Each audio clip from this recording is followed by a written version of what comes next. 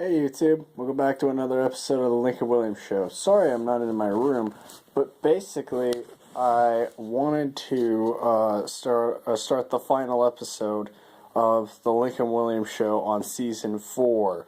Now basically what I'm going to be reviewing today is not only one of the most unexpected RPGs to hit 2010, but one of the most unexpected Fallout games ever released. And that is, you guessed it, Fallout New Vegas. Fallout New Vegas takes place in New Vegas. You're a courier trying to deliver a package known that is trying to decimate New Vegas. I think. I'm not sure. I haven't played the game in a very long time.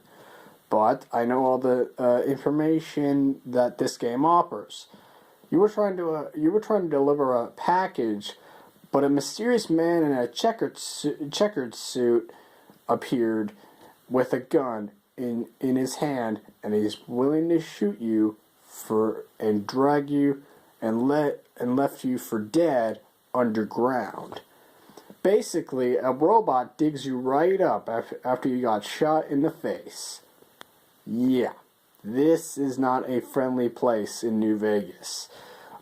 Basically, though, when you do, get up, you basically wake up in a doctor's office, which a doctor helps you out, and this is where the shocking thing comes in.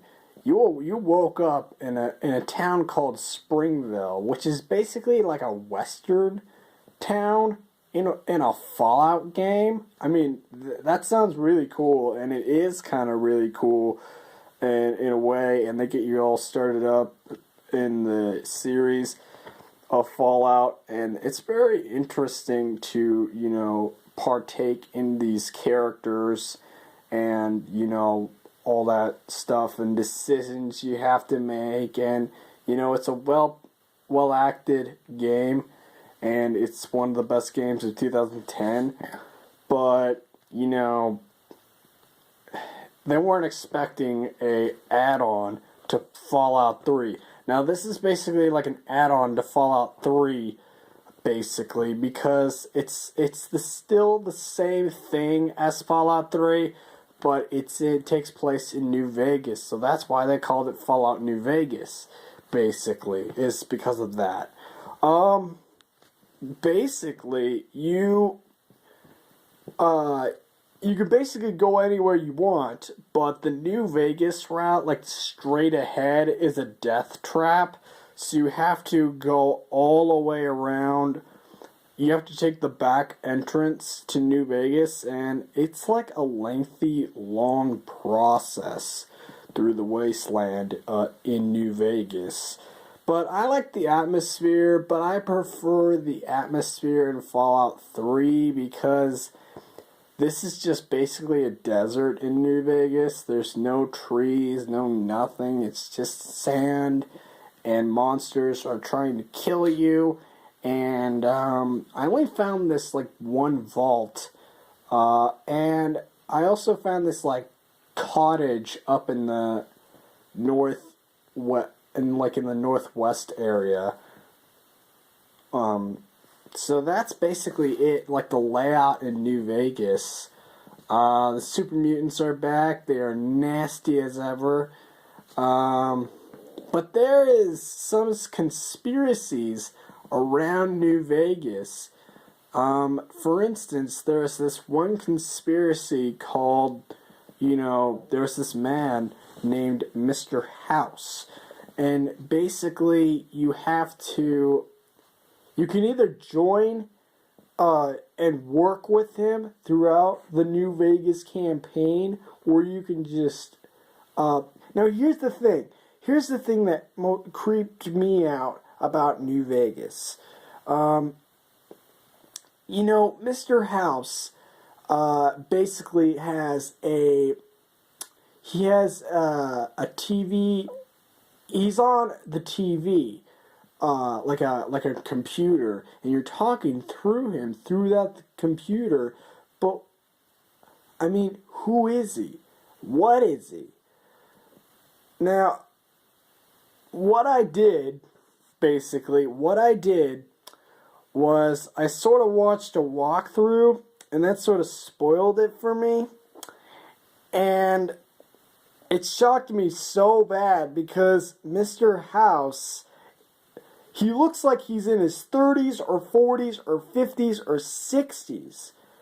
But really, what the most shocking thing is about Mr. House is that he's 200 years old.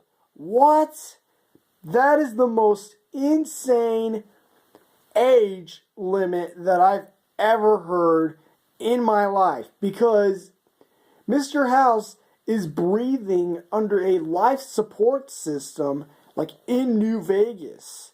And it's so weird to finally meet his true form, and he's basically like a zombie, like underground, and he's like speaking through you, and it's just dang creepy. So I suggest you should not join Mr. House because of that, concept. I don't know if I'm being racist or anything like that, but man, he is freaking old. And I mean, I just thought, like, are you kidding me? You're taking control of New Vegas for 200 years? So I just went in there. I had to run from the robots because to the elevator door, and I'm like, come on, open. And I went in there, and I was like, okay, Mr. House, time for you to die. and I just shot him right in the head, and it was not a friendly place to be, and I basically killed him. So that's what you can do in New Vegas and Fallout 3, is make those kinds of decision makings. Do you want to kill Mr. House, or do you just want to leave him be? I basically killed him because I had to put him out of his misery, and he was just too old for New Vegas. He was just too old. So that's why I just killed him in an instant. So basically, there's factions like the NCR, there's Caesar's Legion. Oh yeah, Caesar's Legion. Here's the interesting part. They brought back the Romans. They basically brought back the Romans in a video game that takes place in the future. Yeah, it's so weird. It's so weird. Caesar's Legion is so weird to come across in New Vegas. So yeah, and the campaign, it's hard. It was hard than Fallout 3. The campaign is basically all around you, which side to pick. And you basically take over the New Vegas, strip and the New Vegas areas throughout the game. And I feel that it's sort of like a version of Call of Duty at most times. What did they brought that's new to Fallout? Now, basically, New Vegas is they added some things to New Vegas. They added mods that you can attach to your gun, like silencers, scopes, and attachment, I don't know how to explain it, but all these sorts of attachments that you can get for your guns, and that's brilliant. I love doing that in Fallout. So, basically, yeah. Yeah, I think that's all I have to say about Fallout New Vegas. It's not a bad game, but it has some glitches that'll just make you wanna not play the game. For example, if Deathclaw gets stuck in a rock and you can't shoot it correctly, then you might as well quit. That's what I gotta warn you is about New Vegas has glitches, so be prepared. That's why I switched to Fallout 3 because it has lesser glitches in the game.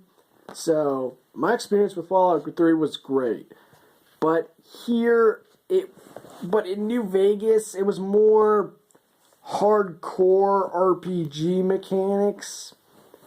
So I suggest that you should upgrade your repair skill to 100 because that's going to help you a lot throughout your journey to repair weapons and get medical kits. Oh yeah, upgrade medicine as well because that's always good.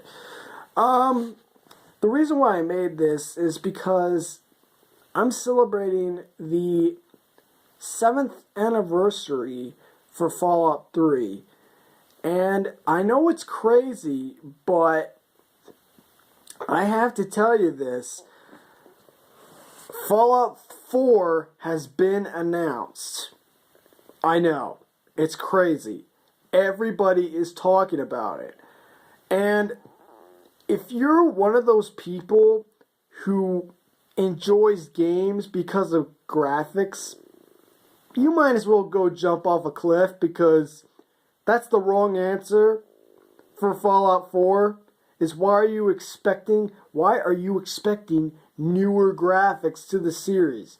I don't give a crap. Basically. So that's my only drawback is to people are complaining because they're worried that the graphics are not going to be that good. Who cares if they're going to be that good? I mean, New Vegas didn't really have an impact on the whole community of gaming. Like, it had the same chip that was placed into Fallout 3. So, duh. So yeah, it's not a big fuss about it, you guys. It's not a big fuss.